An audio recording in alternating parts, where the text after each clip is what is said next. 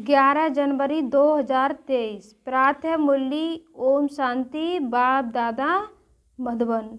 बाबा कहते हैं, मीठे बच्चे, बुद्धि का योग बाप से लगाते रहो तो लंबी मुसाफरी सहज पार कर लेंगे। प्रश्न, बाप पर कुर्बान जाने के लिए किस बात का त्याग जरूरी है? तो उत्तर है देह अभिमान का। देह अभिमान आया तो मरा, व्यभिचारी हुआ। इसलिए कुर्बान होने में बच्चों का हृदय विदीर्ण होता है। जब कुर्बान हो गए तो उस एक की ही याद रहे। बाबा कह रहे हैं, जब बाप पर कुर्बान हो गए तो उस एक की ही याद रहे, उन पर ही बलिहार जाना है, उनकी ही श्रीमत पर चलना है। गीत है रात के राही, थक मत जाना, सुबह की मंजिल दूर नहीं। ओम शांति। भगवान अपने बच्चों को राजयोग और ज्ञान सिखला रहे हैं। यह कोई मनुष्य नहीं, गीता में लिखा हुआ है। श्री कृष्ण भगवान। अब श्री कृष्ण सारी दुनिया को माया से लिबरेट करे, यह तो संभव नहीं।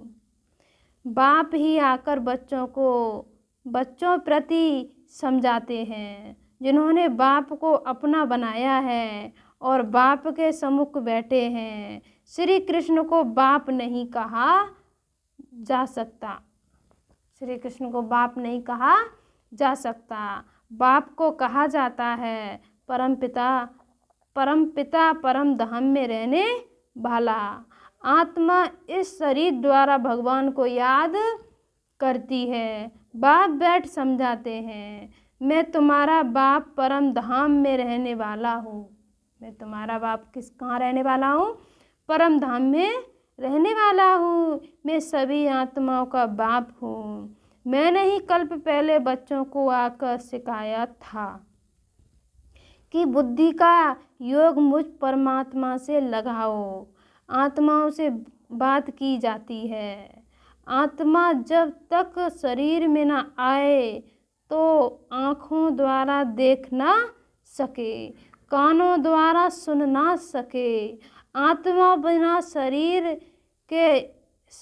के जड़ हो जाता है। आत्मा के बिना शरीर भी कैसा हो जाता है?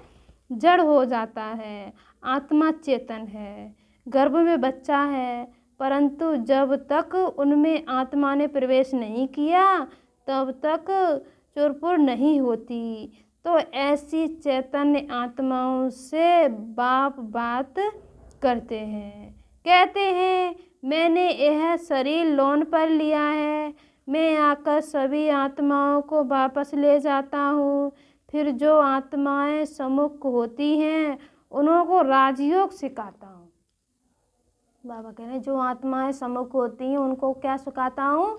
राजयोग सिखाता हूँ। राजयोग सारी दुनिया नहीं सीखेगी, कल्प पहले वाले ही राजयोग सीख रहे हैं। अब बाबा समझाते हैं, बुद्धि का योग बाप के साथ अंत तक लगाते रहना है, इसमें अटकना नहीं है। स्त्री पुरुष होते हैं तो पहले एक दो को जानते भी नहीं हैं, फिर जब दोनों की सगाई होती है, फिर कोई 60-70 वर्ष भी इकट्ठे रहते हैं तो सारी जीवन जिस्म को याद करते रहते हैं। वह कहेगी यह मेरा पति है, वह कहेगा यह मेरी पत्नी है। अब तुम्हारी सगाई हुई है निराकार से। तुम्हारी सगाई किसके साथ हुई है? निराकार बाप से। निराकार बाप ने ही आकर सगाई कराई है। कहते हैं, कल्प पहले मुआफिक तुम बच्चों को अपने साथ सगाई कराता हूँ। मैं निराकार इस मनुष्य सृष्टि का बीज रूप हूँ। सभी कहेंगे यह मनुष्य सृष्टि गॉड फादर ने रची है। तो तुम्हारा बाप सदैव परम धाम में रहते हैं। अभी कहते हैं मुझे याद करो। मुसाफरी लंबी होने के कारण बहुत बच्चे थक पड़ते हैं। अब बाबा कह रहे हैं, मुसाफरी लंबी होने के कारण बहुत बच्चे थक पड़ते हैं। बुद्धि का योग पूरा लगा नहीं सकते। माया की बहुत ठोकरें खाने से थक पड़ते हैं, मर भी पड़ते हैं, फिर हाथ छोड़ देते हैं। कल्प पहले भी ऐसे ही हुआ था। बाबा का हाथ भी छोड़ देते हैं। तो बाबा कह रहे हैं कल्प पहले भी ऐसे ही हुआ था। यहाँ तो जब तक जीना है तब तक याद करना है। स्त्री का पति मर जाता है तो भी याद करती रहती है। यह बाप वह पति ऐसे छोड़कर जाने वाला नहीं है। कहते हैं मैं तुम सजनियों को साथ ले जाऊंगा, परंतु इसमें समय लगता है। थकना नहीं है, पापों का बोझा सिर पर बहुत है, वो योग में रहने से ही उतरेगा। बाबा कह रहे हैं पापों का बोझा बहुत है, वो योग में रहने से ही उतरेगा। योग ऐसा हो जो अंत में बाप व साजन के सिवाय और कोई याद ना पड़े। अगर और कुछ याद पड़ा तो व्यभिचारी हो गया, फिर पापों का दंड भोगना पड़े। इसलिए बाप कहते हैं परम धाम के राही थक मत जाना। बाबा कह रहे हैं परम धाम के राही थक मत जाना। तुम जानते हो मैं ब्रह्मा द्वारा आदि सनातन देवी देवता धर्म की स्थापना करा रहा हूँ। शंकर द्वारा सभी धर्मों का विनाश कराता हूँ। अभी कॉन्फ्रेंस करते रहते हैं तो सभी धर्म मिलकर एक कैसे हो जाएं, अभी शांत में कैसे रहें, उसका रास्ता निकले। अब अनेक धर्मों की एक मत तो हो नहीं सकती। एक तो बाबा कह रहे हैं एक मत से तो एक धर्म की स्थापना होती है। वह सभी धर्म सर्वगुण संपन्न संपूर्ण निर्विकारी हो तब आपस में छीरखंड हो रह सकते हैं। राम राज्य में सभी छीरखंड थे, जानवर भी लड़ते नहीं थे। यहाँ तो घर घर में झगड़ा है, लड़ते। बाबा कह रहे हैं लड़ते तब हैं जब इनका कोई धनी दौड़ी नहीं है, अपने माता पिता को नहीं जानते। गाते हैं तो माता पिता हम बालक तेरे, गाते हैं तुम माता पिता हम बालक तेरे, तुम्हारी कृपा से सुख घनेरे तो अभी नहीं, तो कहेंगे माता पिता की कृपा नहीं।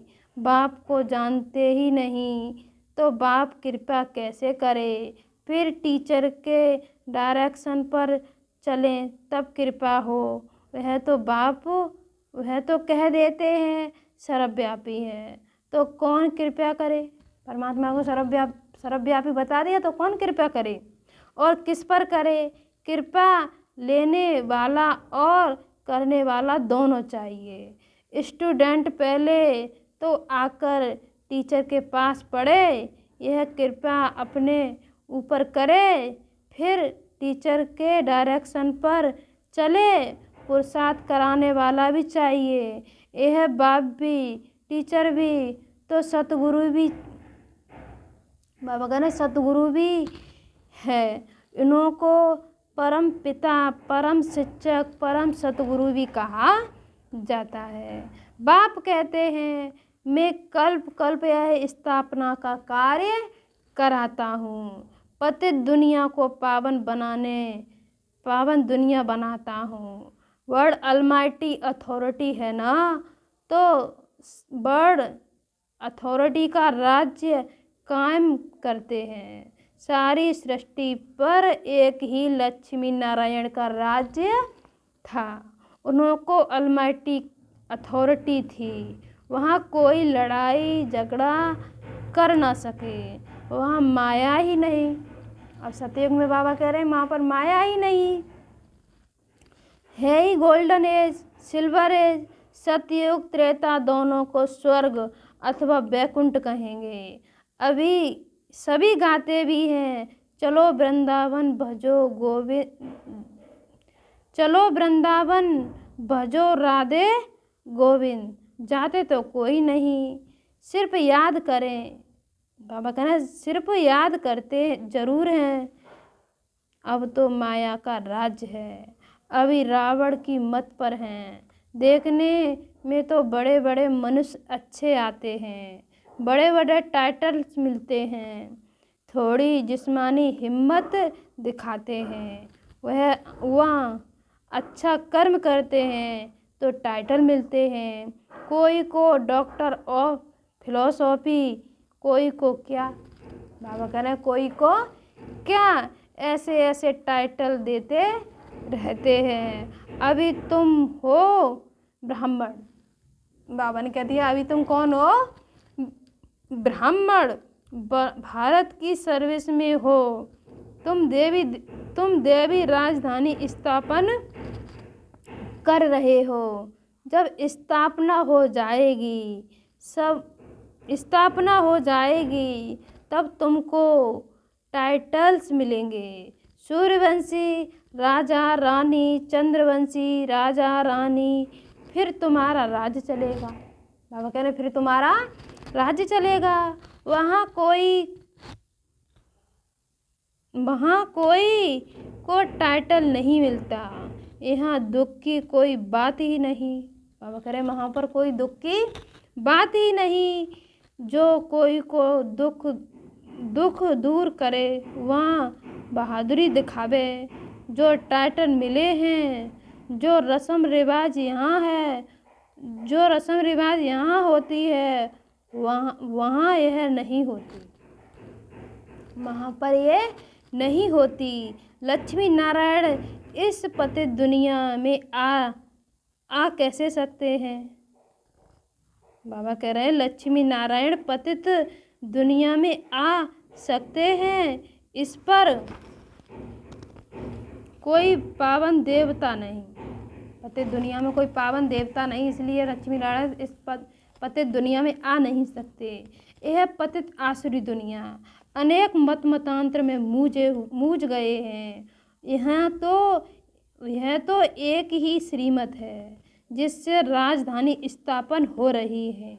हाँ, चलते चलते कोई को माया का कांटा लग जाता है तो लड़ते रहते हैं, इसलिए बाप कहते हैं। अब बाबा कह रहे हैं चलते चलते किसी को माया का कांटा लग जाता है तो बाबा कह रहे हैं इसलिए लटकते रहते हैं, इसलिए तो लंगड़ाते रहते हैं। इसलिए बाप कहते हैं सदैव श्रीमत पर चलो, अपनी मनमत पर चलने से धोखा खाएंगे।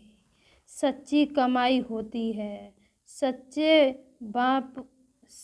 बाप की मत पर चलने से। अब सच्ची कमाई किससे होती है? सच्चे बाप की मत पर चलने से। अपनी मत से बेड़ा नरक हो जाएगा।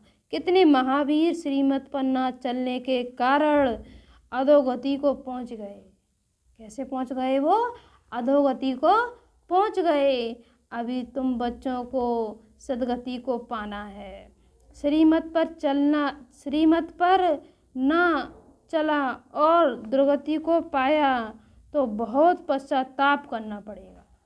बाबा कह रहे हैं बहुत पश्चाताप करना पड़ेगा। फिर धर्मराजपुरी में शिव बाबा इस तन में बैठ समझाएंगे।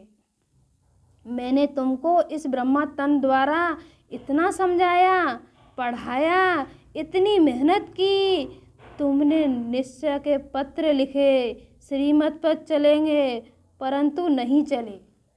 बाबा कैसे बैठेंगे? सुच्चम मदन में ब्रह्मा बाबा के उसमें सुच्चम मदन में बैठेंगे तब बाबा पूरा हिसाब किताब लेंगे कि हमने ऐसे समझाया था, आपने पत्र लिखा था, तो क्या करें बाबा? तो बहुत श्रीमत पर ना चले परंतु नहीं चले। श्रीमत को कभी नहीं छोड़ना चाहिए। कुछ भी हो बाप को बताने से सावधानी मिलती रहेगी। अगर जो भी गलती हो जाती है तो बाबा कह रहे हैं श्रीमत पर बाप को बताने से क्या हो जाएगी? बाबा सावधानी देते रहेंगे। कांटा लगता ही तब है जब बाप को भूलते हैं। बच्चे सदगति करने वाले बाप से भी बाबा कह रहे सदगति करने वाले बाप से 3 कोस दूर भागते हैं, गाते भी हैं बारी जाऊं, कुर्बान जाऊं, परंतु किस पर? बाबा कह रहे परंतु किस पर? ऐसे तो नहीं लिखा है सन्यासी पर वारी जाऊं, वह ब्रह्मा विष्णु शंकर पर वारी जाऊं, यह वह श्री कृष्ण पर वारी जाऊं, कुर्बान जाना परम पिता परमात्मा पर। किस पर कुर्बान जाना है? परम पिता परमात्मा पर, कोई मनुष्य पर नहीं। वर्षा मिलता है बाप से, बाप बच्चों पर कुर्बान होता है। यह बेहद का बाप भी कहते हैं मैं कुर्बान होने आया हूँ, परंतु बाप पर कुर्बान होने में बच्चों का हृदय कितना विदीर्ण होता है, कितना स्वच्छ होता है। जब बाप पे हम बच्चे कुर्बान होते हैं, हम बच्चे जहाँ कुर्बान हो रहे हैं एक जन्म में, और हम बाबा हमारे ऊपर 21 जन्मों के लिए कुर्बान हो रहे हैं। तो बाबा कह रहे विदीर्ण होता है, देह अभिमान में आया तो मरा, व्यभिचारी हुआ, याद उस एक की रहनी चाहिए, उन पर बलिहार जाना चाहिए। अब नाटक पूरा होता है। बाबा कह रहे अब नाटक पूरा होता है, अब हमको वापस जाना है। बाकी मित्र संबंधी आदि तो सब कब्र दाखिल होने हैं, उनको क्या याद करेंगे? बाबा कह रहे हैं उनको क्या याद करेंगे? इसमें अभ्यास बहुत चाहिए। गाया भी हुआ है चढ़े तो चाके अमृत रस, क्या अमृत रस, जो जोर से गिरते हैं तो पद गवा देते हैं, ऐसे नहीं स्वर्ग में नहीं आएंगे, परंतु राजा रानी बनने और प्रजा बनने में फर्क तो है ना। बाबा कह रहे राजा रानी बनने में प्रजा बनने में फर्क तो है ना। यहाँ का भील भी देखो, मिनिस्टर भी देखो, फर्क है ना। इसलिए पुरुषार्थ पूरा करना है। कोई गिरते हैं तो एकदम पतित बन जाते हैं, श्रीमत पर नहीं चल पाते तो माया नाक से पकड़ एकदम गटर में डाल देती है। बाप दादा का बनकर फिर टैटर बनना, गोवा उनका सामना करना। इसलिए बाप कहते हैं कदम कदम संभाल कर चलो। अब बाबा हम बच्चों को क्या दे रहे हैं कि कदम कदम संभाल कर चलो, अब माया का अंत होने वाला है। बाबा हम बच्चों को सावधानी दे रहे हैं, कदम कदम संभाल के चलो, अब बाबा कह रहे माया का अंत होने वाला है। तो माया बहुतों को गिराती है, इसलिए बच्चों को खबरदार रहना है। रास्ता जरा लंबा है, पद भी बहुत भारी है, अगर टैटर बना तो सजा भी भारी है। बाबा कह रहे हैं अगर टैटर बना तो सजा भी भारी है। जब धर्मराज बाबा सजा देते हैं तो बहुत रड़ियाँ मारते हैं, जो कल्प कल्प के लिए कायम हो जाती है। माया बड़ी प्रबल है, थोड़ा सा भी बाप का डिसरिगार्ड किया तो मरा। गाया हुआ है सतगुरु का निंदक ठहर ना पाए। काम बस क्रोध बस उल्टे काम करते हैं, गोवा बाप की निंदा कराते हैं और दंड के निमित्त बन जाते हैं। अगर कदम कदम पर पद्मों की कमाई है तो पद्मों का घाटा भी है। बाबा कह रहे हैं कदम कदम पर पद्मों की कमाई है, पद्मों में घाटा भी है। अगर सर्विस से जमा होता है तो उल्टे विकर्म से ना भी होते। बाबा कह रहे विकर्म से भी ना होते। बाबा के पास सारा हिसाब रहता है। कदम कदम बाबा कह रहे हैं कदम तो हमारे अच्छे भी उठ रहे हैं और ख़राब भी उठ रहे हैं, तो इसमें हमारा फ़ायदा भी है और घाटा भी है। अब सम्मुख पढ़ा रहे हैं तो सारा हिसाब जैसे उनकी हथेली पर है। किनकी हथेली पर है? बाप की। बाप तो कहेंगे सल कोई बच्चा शिव बाबा का डिसरिगार्ड ना करे। बहुत विकर्म बनते हैं। यज्ञ सेवा में हड्डी हड्डी देनी पड़ती है। दधीच ऋषि का मिसाल देना है ना। बाबा कह रहे हैं दधीच ऋषि का मिसाल है ना। उनका भी पद बनता है। नहीं तो प्रजा में भी भिन्न भिन्न पद हैं। प्रजा में भी नौकर चाकर सभी चाहिए। बल वहाँ दुख नहीं होगा, परंतु नंबरवार पद तो है ही। नंबरवार पद तो है ही। अच्छा, मीठे मीठे सिकीलते बच्चों प्रति मात पिता बाप दादा का याद प्यार और गुड मॉर्निंग। रूहानी बाप की रूहानी बच्चों को नमस्ते। हम रूहानी बच्चों की रूहानी मात पिता बाप दादा को याद प्यार गुड मॉर्निंग, नमस्ते नमस्ते नमस्ते। धारणा के लिए मुख्य सार नंबर 1, याद की यात्रा में थकना नहीं है। ऐसी सच्ची याद का अभ्यास कराना है जो अंत समय एक बाप के सिवाय कोई भी याद ना आए। बाबा कह रहे हैं ऐसा अभ्यास करना है अंत समय एक बाप के सिवा कोई भी याद ना आए। नंबर 2, सच्चे बाप की श्रीमत पर चल सच्ची कमाई करनी है।